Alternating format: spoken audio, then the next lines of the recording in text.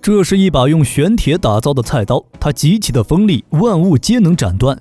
但这把玄铁菜刀杀气太重，得到它的3代主人全都没有好下场，一个被砍了头，一个成了乞丐，一个成了傻子。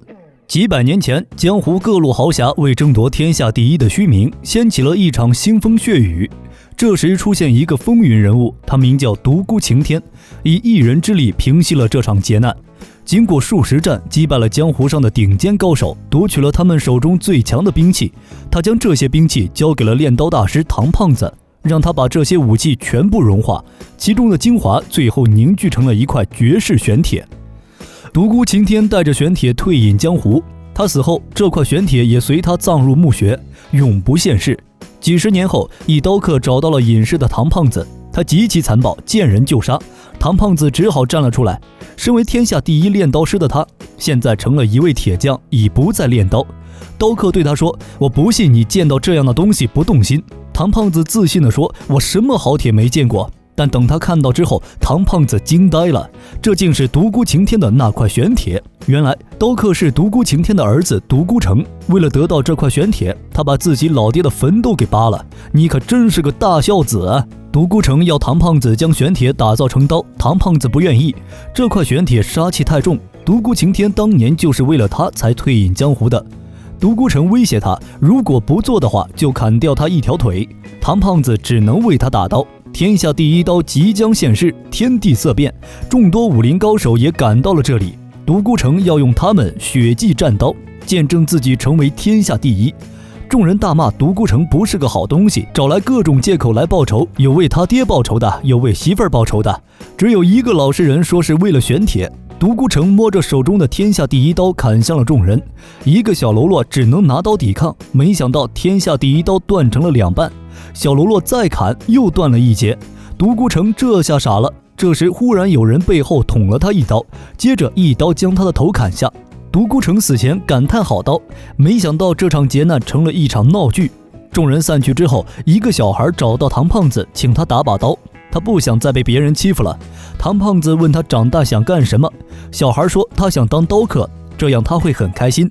唐胖子大骂他是个傻孩子，当一个使刀的厨子才会开心，他要用最好的铁为他打一把开心刀。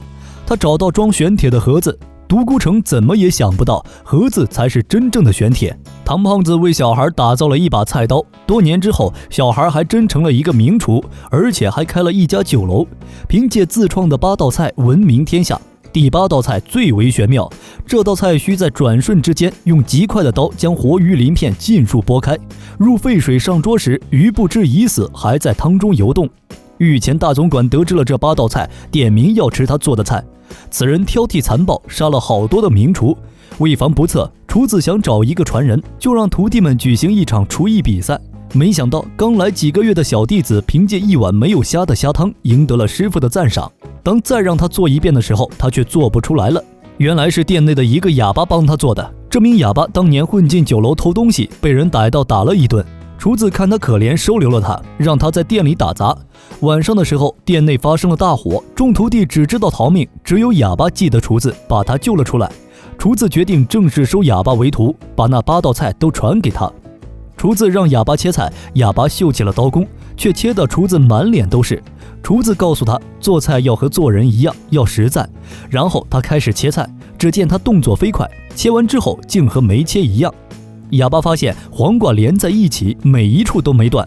厨子把前7道菜都交给了他。等到第8道菜时，厨子开启机关，拿出了那把玄铁菜刀。他告诉哑巴，这把菜刀才是做出第8道菜的秘密。1个月后，哑巴学会了这8道菜，厨子很欣慰，这样他就死而无憾了。厨子每道菜都尝了一下，尝完之后他却流出了鼻血，菜里竟然下了剧毒。哑巴跪在地上说出了话，请求厨子的原谅。他的父亲其实也是一位厨师，当年在给大总管做菜时，大总管不满意，将他满门抄斩。为了复仇，哑巴来到这里就是为了得到玄铁菜刀，杀死大总管。他知道为大总管做菜的只能有1人，他为了报仇只能杀死厨子。厨子死前告诉他，孩子，这把刀并不是一把杀人刀啊。厨子把这把刀的故事告诉了他。大总管按照约定来到了饭馆，他长得极其怪异，身体像一座肉山，每一道菜都会有人品尝，这根本用不了毒，只能在最后一道菜下手。最后一道菜极其玄妙，到时候大总管肯定会进前观看，这是杀他的唯一机会。前7道菜大总管感到很满意，吃出一种妈妈的味道。等到第8道菜时，哑巴让大总管进前观赏，大总管也听说过这道菜，准备走近观赏。哑巴拿起了刀，大总管放了个屁，他急着要上厕所，但他太重了，直接掉进了粪坑。慌乱的护卫们正要营救，无意中用枪尖戳到了他，大总管大怒，要把他们都给杀了。他说出这种话，那谁还救他？护卫们都用起了枪尖，把他给戳死了。大总管归西了，哑巴这下傻了，他没有亲手报仇，但大总管还是死了，那他害死师傅，这算什么？哑巴这下疯了，带着刀成为了乞丐，整日疯疯癫癫，嘴里念叨着大总管总是要死的，师傅总是要死的。一个屠夫能有多痴情？他将存了6个月的钱塞到了大肠里面，要用这些钱去见一个女人，她名叫媚娘，是万仙楼的头牌。6个月前的晚上，他准备回家的时候，却被一匹马给撞飞。他抬头一看，看到了一位仙女，仙女把手帕扔给了他，如西门玉金莲一般，让他久久不能忘。自那日起，他开始攒钱，就是为了给媚娘赎身。他推着一车的钱来到了万仙楼，结果他的钱别说赎身了，就连见媚娘一面都不够。这时出现了一名刀客，将他打晕了过去，还抢了他的钱。这名刀客名叫一刀仙，他的刀法极快，杀人只需一刀，媚娘也早被他霸占。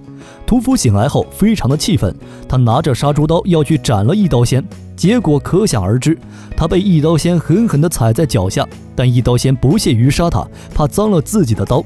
为了羞辱屠夫，一刀仙在他肚子上画了一个猪头，这一幕还被媚娘看到，众人也都是嘲笑他。屠夫感觉自己没脸活了，爬上高楼要自杀，但他真是个老倒霉蛋了，掉下去的时候卡到了佛像缝里。这时哑巴拿着刀，一刀就将佛像劈开，救了他一命。屠夫像找到希望一样，等哑巴睡着后，他把刀偷了过来，要去杀了一刀仙。屠夫拿着刀来到了万仙楼，大叫着自己要杀了一刀仙。这时一刀仙骑马朝他奔了过来，屠夫吓得跪在地上，但菜刀却直接将马劈成了2半，一刀仙也被他杀死了。